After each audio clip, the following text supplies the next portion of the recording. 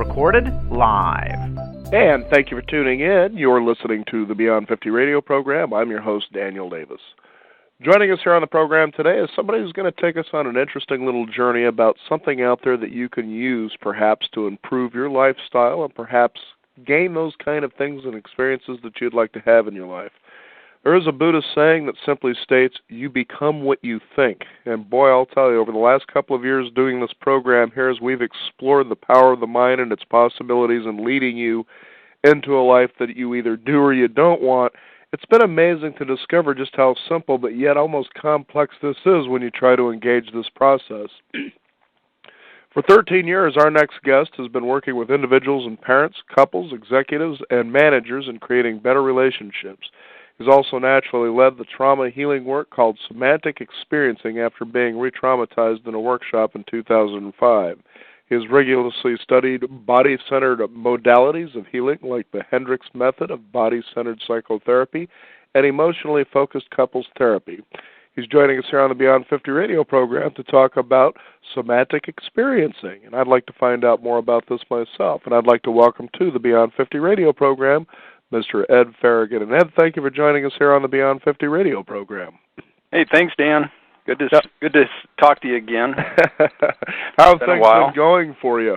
Really well, really well. Very good. I started this work probably 4 or 5 years ago, and it's just been an incredible journey. Now, I think, Ed, what's interesting in knowing you as I've known you for at least, 5 or 6 years is that you always seem to try to explore a lot of things that are either on the cutting edge or people just haven't quite heard about yet. How have you followed this path? What got you interested in doing this in the first place? Well, like you mentioned in the preview information about me, several years ago I was actually doing a workshop. I don't know if you remembered, I do the family constellation work. But in one of those workshops, the facilitator was actually doing a constellation on me, and my body just started reacting to it, and I literally got re-traumatized, and the body fallout that occurred for the next 3 or 4 weeks after that were so outstanding to me that I decided I would never do that with my clients as a facilitator. Mm-hmm. And I had been hearing about somatic experiencing. It's the Peter Levine model of somatic experiencing for quite a while. And at that point, I decided to investigate it, and that's how I became introduced to it. Amazing. I'll tell you, as we've been doing a lot of programs here on the Beyond 50 radio program, it seems in the last 2 years, it's becoming more and more in line that you realize that you're pretty much at the life that you thought yourself to.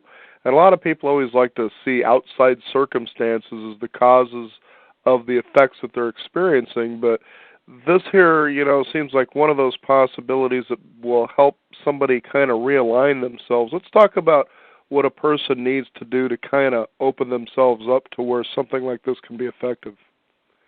Okay, well, let me just give you just a little bit of background, and interrupt me anytime, Dan, if it feels like I'm getting too carried away with stuff. But, I have a tendency to be passionate about this stuff, and I can sometimes move off on tangents, but I'll try to stay very focused.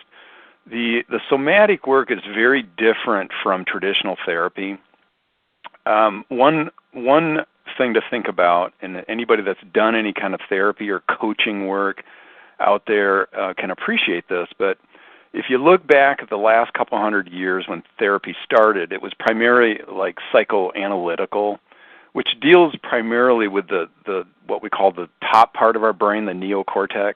Mm-hmm. In the last 100 years, we've moved into a lot more emotional kinds of therapies, which deals with what we call the limbic part of the brain.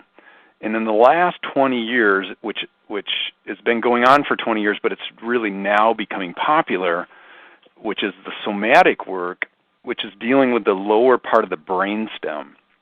And so why this is important to people is the language of the brainstem is very different from the language of the neocortex. Oh, okay. So somatic work is, the word somatic represents the body. It's like what is going on in the body itself, rather than just thoughts or conversations that we're trying to explain ourselves with, right?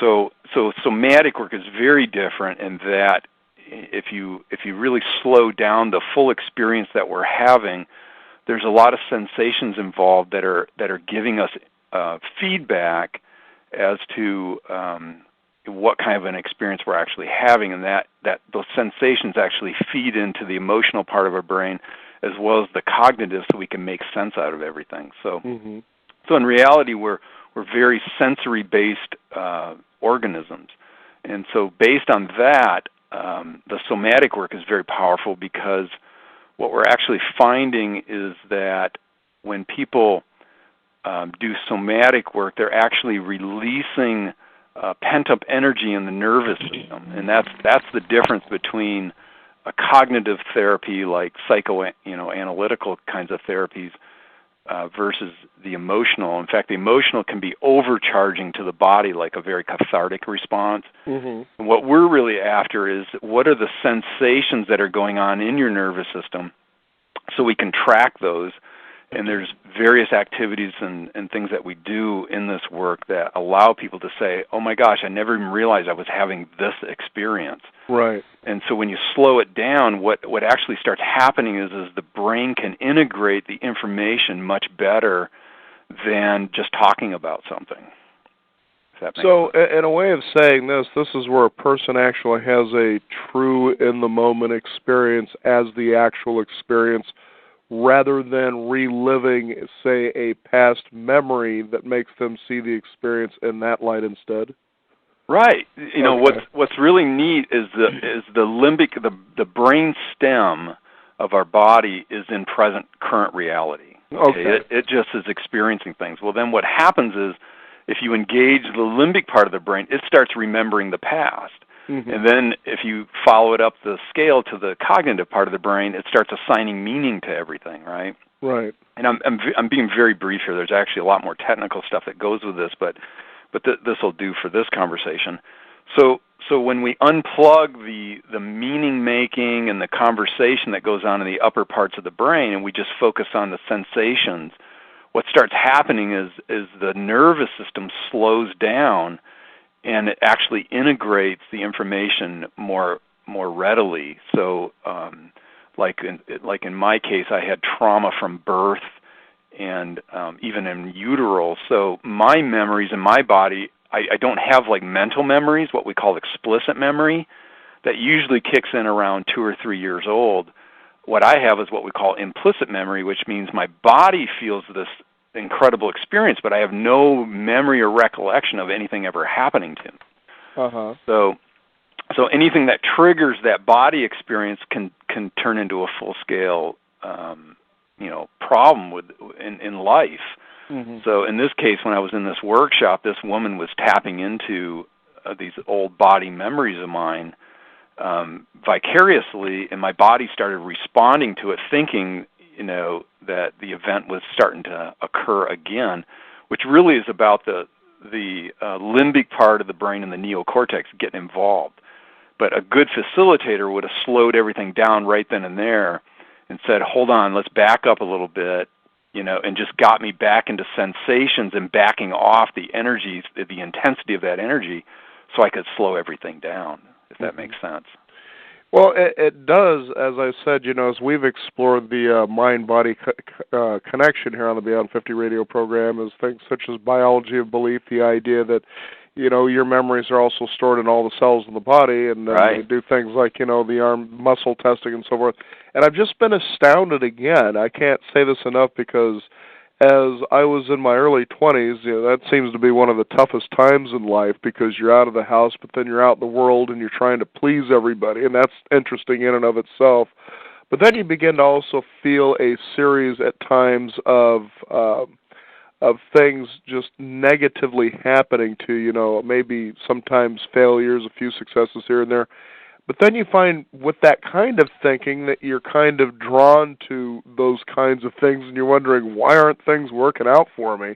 And you realize it's because you've stored a lot of these memories, and so you tend to seek outside of yourself those things which will actually affirm those now beliefs that you have. Right. And when you take a look at the simplicity, you think, okay, so how do I get started and change the valve so I can have new experiences? I'm not afraid to try the things that I've always dreamed of. And you realize that a lot of the self-help that you'll find out there, especially, the strategies of beating the system and the steps toward, financial success, the whole gamut of them, and you realize these things just can't work because there's too much blockage from allowing that to happen. Right. Good point.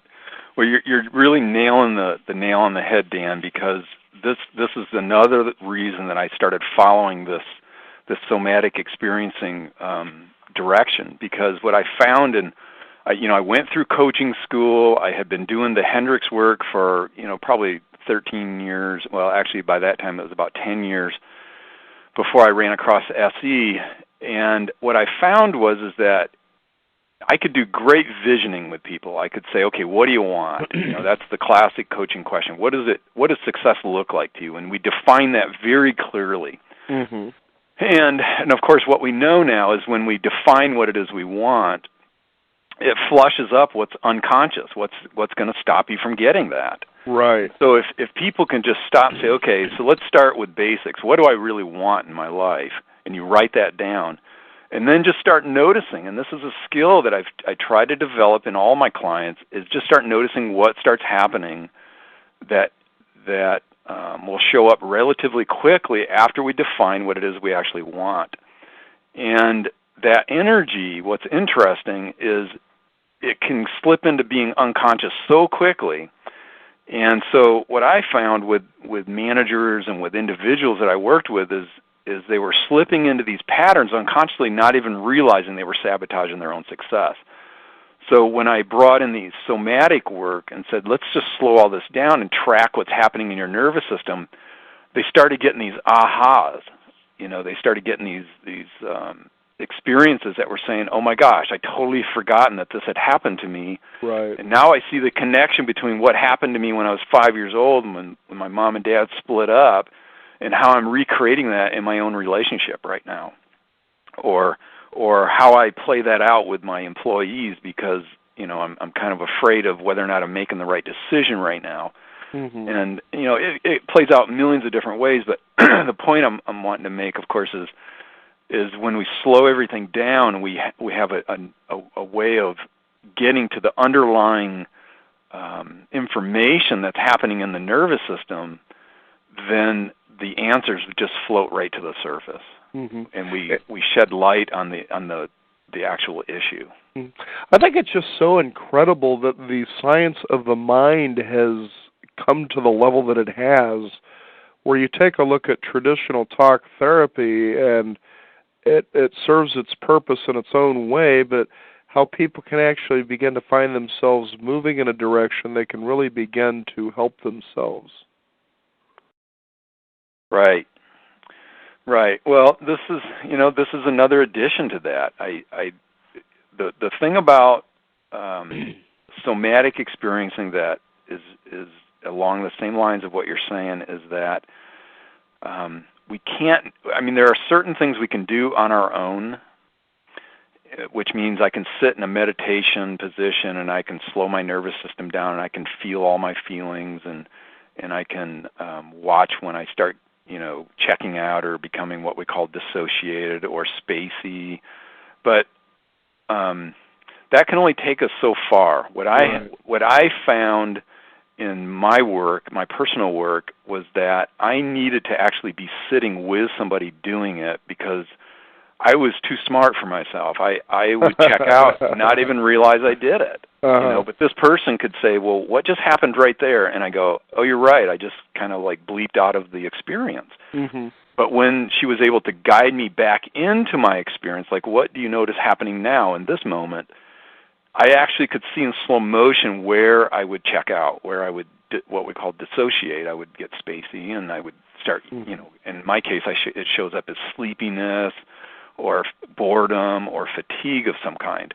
And when I was able to break through that barrier, then the whole world opened up in front of me, and I was like, oh my gosh, I had no idea these sensations were going on in my body that I was ignoring.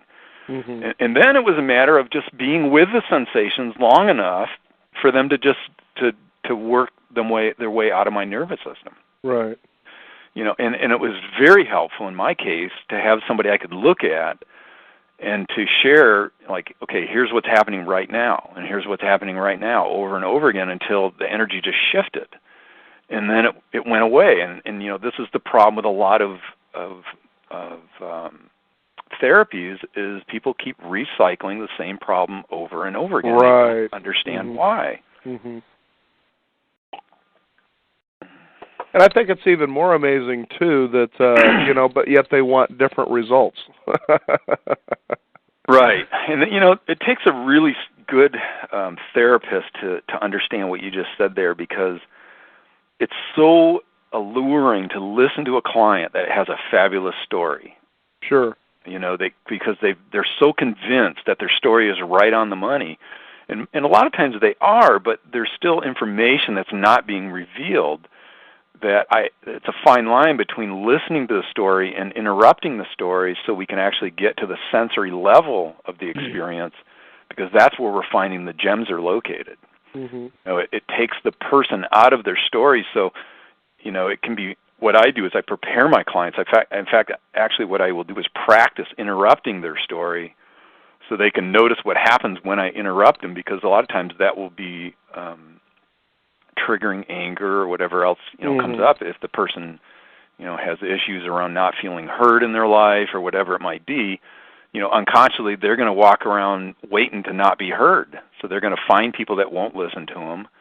You know, they're going to share things that, you know, either scare people or bore them to death, and then they're wondering why no one wants to hear them.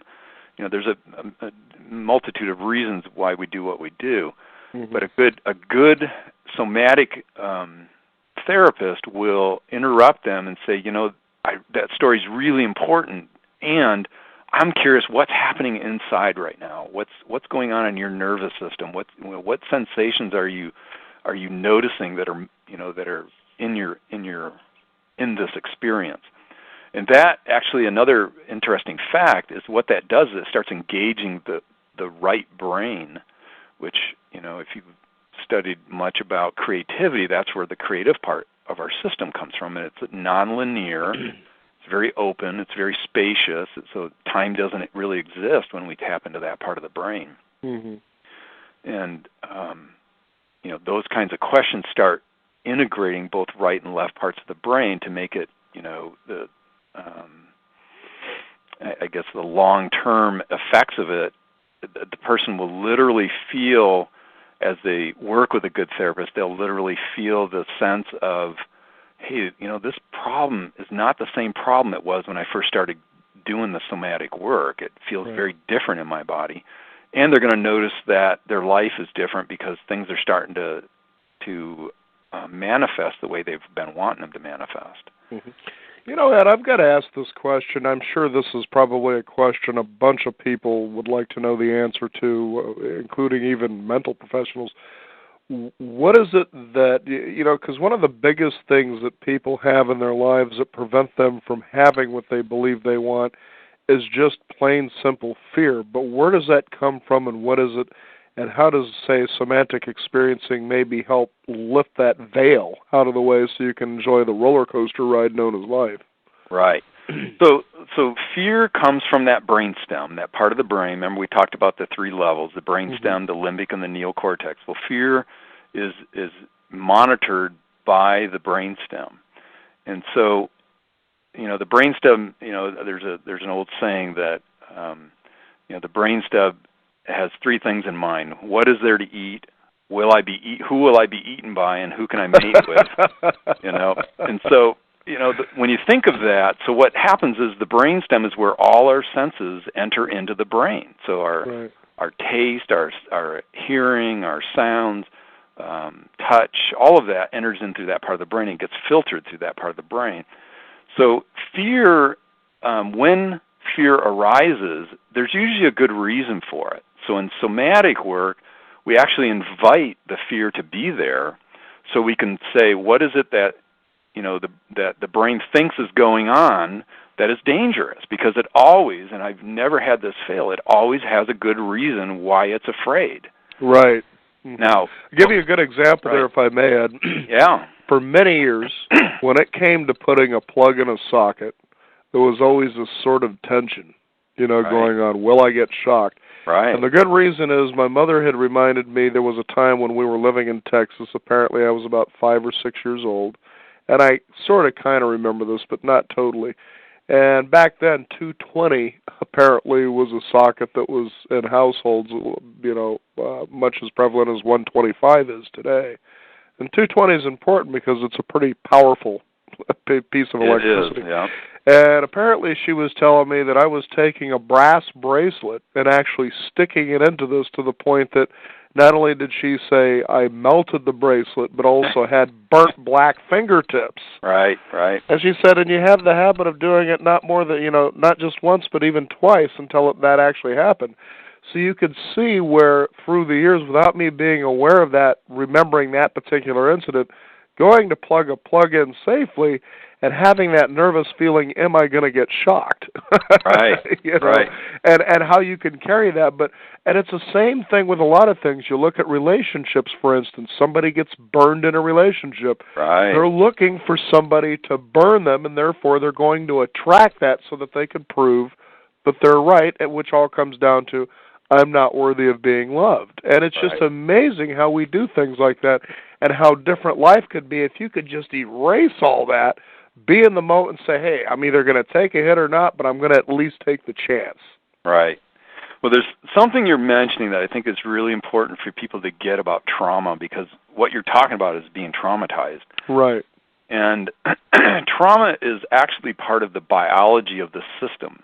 A lot of people think it's just a memory that can be vaporized or, dealt with. And in some ways that's sort of true. But the nervous system has different ways of orienting itself through different stages.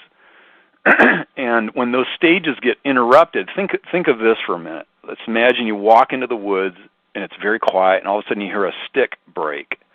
So what's the first thing that happens? Our neck goes up and we start turning to try to locate where the stick broke, right? Mm-hmm. And there's various stages we go through before we, locate what it is that broke the stick. And, of course, remember our brainstem is going, okay, is this thing going to eat me? And if we see a little squirrel or something, then we go, oh, okay, it's okay. I can relax now, and then our nervous system calms down.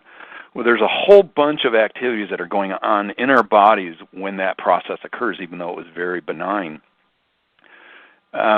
So what happens is, though, in trauma, whether it's like abuse that goes on over a period of years, or birth, for example, somebody that has a very difficult birth, what happens is those stages get interrupted, and when that happens, the brain is still trying to resolve those forever until it can actually resolve it.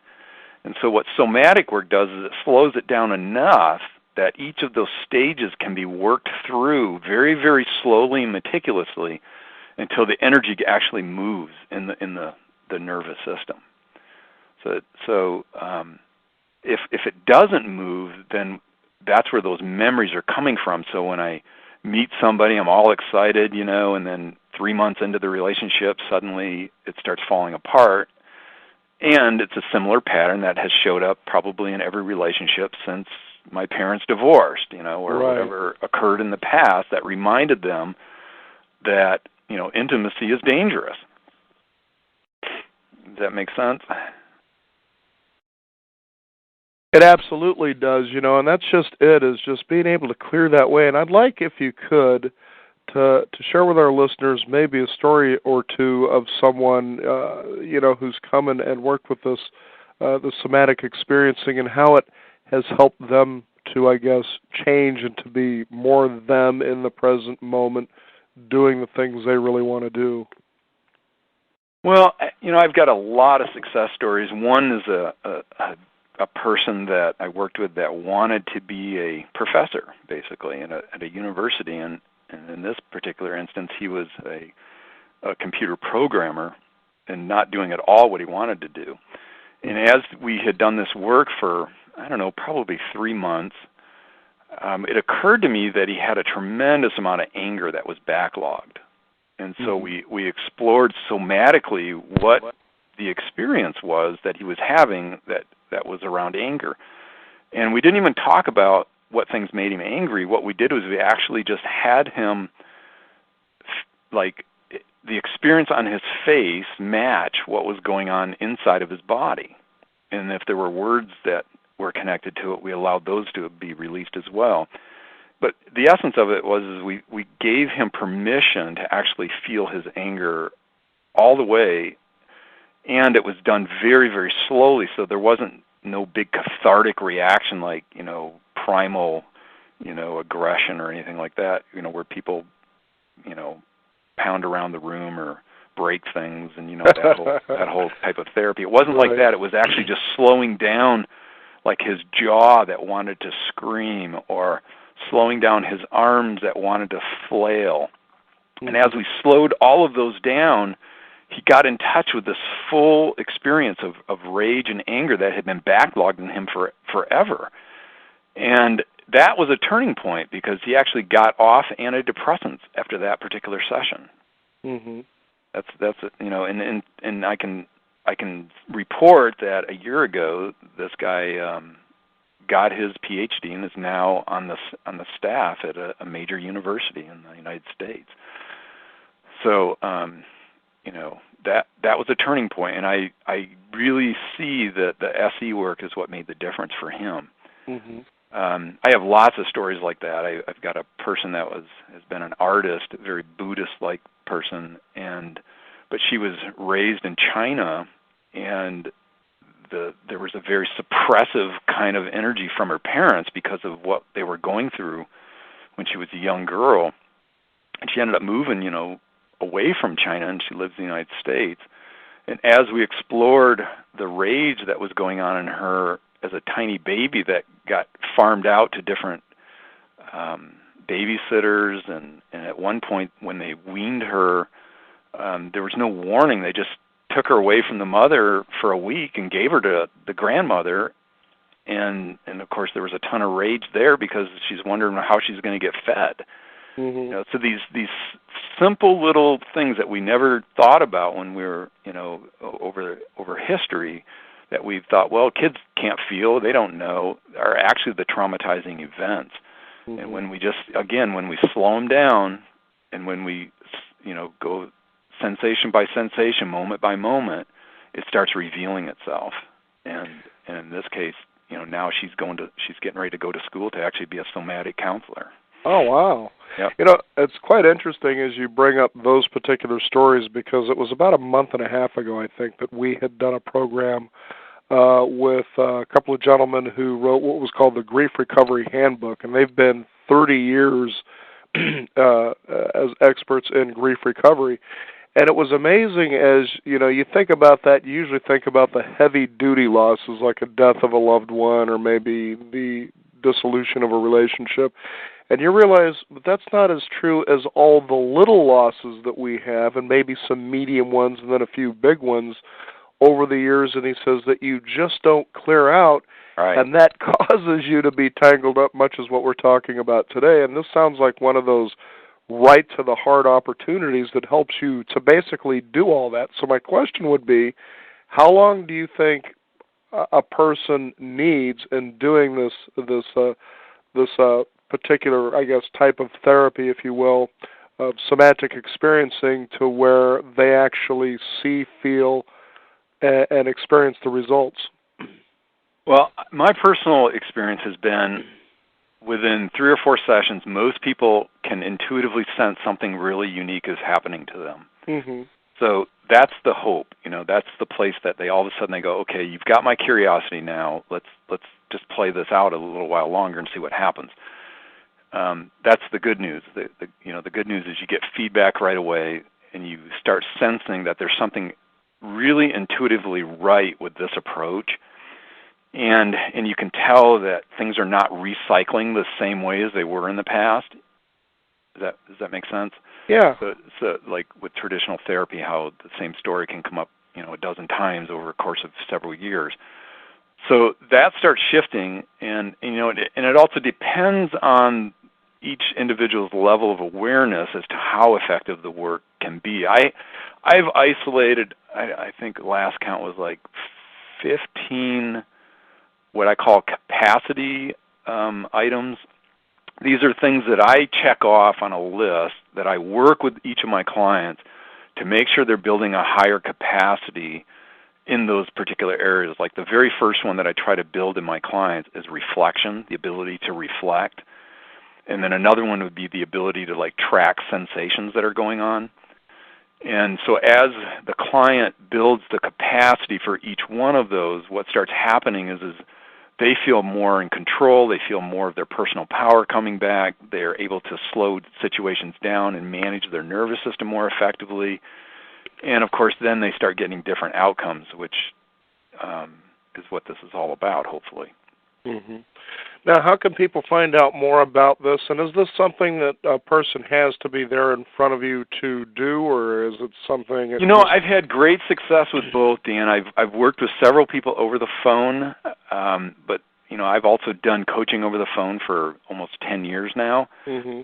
So I probably have a higher refined skill than the average person, just because I've done it for so long. Recently, in fact, this morning, I switched over to using Skype with one of my clients, and I loved it so much better because I could instantly see some of the responses that his body was responding to that he couldn't identify or name. So it's ideally, especially if it deals with attachment issues or early life issues, you would want to be in front of somebody ideally. There is a website, that Peter Levine website. It's www.traumahealing.com. That's a very good website for locating different somatic experiencing therapists around the country, in fact around the world, because this guy is just, he's known all over the place now. Mm-hmm. So that's one thing. And then, the other thing I would encourage anybody that's listening today is to talk to the somatic experiencing therapist and make sure they've done their own work. And I can't emphasize that enough, because mm-hmm. a lot of people, they go learn the tools, but if they don't actually do sessions on themselves for a period of time, they don't really get the essence of being on the other end of the conversation, if you know what I mean. Mm-hmm. So, ask the question, how much SE work have you done on yourself, and what benefits have you found? And really feel into, is this person really going to be able to attune to my issues and to my background?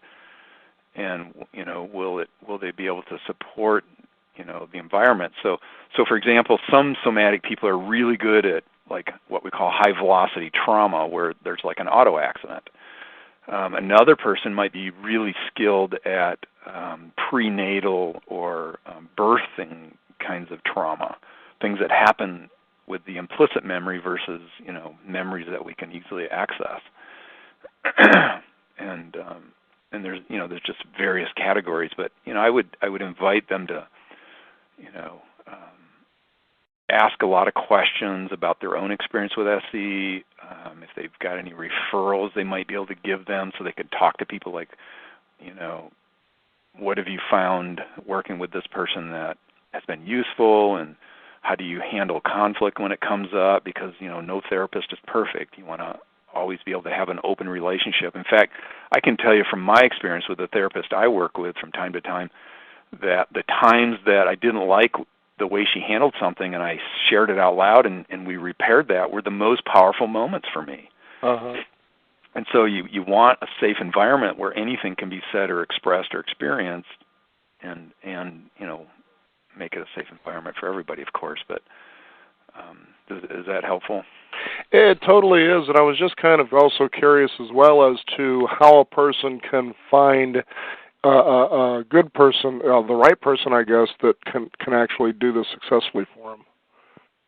Well, I would go to that website first off, because on the website, the traumahealing.com website, the Peter Levine, or just type in Peter Levine and it'll guide you there. It'll list the different practitioners in different areas. And then, I lived in Portland, down where you guys are at, for several years, and I investigated like 4 different therapists, and frankly, only one of them felt like it was really right for me. And so it doesn't mean that the other ones are not good by any stretch of the imagination, but it just felt right for me to work with this one person that was down there. And so that's how I would handle it. I would go even just maybe see if they'll do a half-hour session just to see if the relationship feels right, because it needs to feel right for both people, the therapist as well as the client. And then, after 3 or 4 sessions, just check in and see how it's feeling. Oh, very good. I'll tell you, I really appreciate you being on the program. It's just so neat to find that there are so many, I guess, cutting-edge healing modalities that help people to move away from just doing, basically a circle in life and actually moving forward. And Go ahead and give out your website again one more time. Okay, my website is just www.edfarragan.com, and that's F as in Frank, ERRIGAN.com. That's my personal website. I have actually 2, but that one's the personal one where you can get some information. And if anybody, if you email me at edfarragan@edfarragan.com, I'll be glad to point you in any direction I can to support your journey, because that's what I do. I help people on many different levels. So. Well, I'm all for it. Yep. Well, Ed Farragan, thank you again for joining us here on the Beyond 50 radio program. You're welcome, always Dan. A pleasure. Yep. And we want to thank you, the listeners, for tuning in. You've been listening to the Beyond 50 radio program, as well as we'd like to thank one of our following sponsors for making the program possible, and that is the Tree of Life Rejuvenation Center. About 1 out of every 4 Americans over the age of 60 have type 2 diabetes, a condition many believe to be irreversible. Dr. Gabriel Cousins is the founder of the Tree of Life Rejuvenation Center, which offers a 21-day Reversing Diabetes Naturally program, which is medically supervised. Just imagine the freedom of no longer living with the disease. As an example, a 76-year-old man with type 2 diabetes went on the program, and by the 2nd day, his blood sugar dropped from 224 to the mid-80s, where it has remained. His wife also did the program, and together they switched on to a whole new level of joy, health, and sexual vitality in their relationship. Join the Tree of Life family today that is located within a majestic valley in Arizona to experience transformative whole-person wellness, which begins with you. Just simply call 520-394-2520.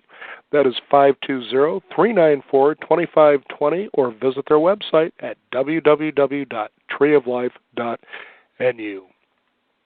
You've been listening to the Beyond 50 radio program. Be sure to visit us at our website at beyond50radio.com, and also visit our blog as well and sign up for our free weekly e-newsletter.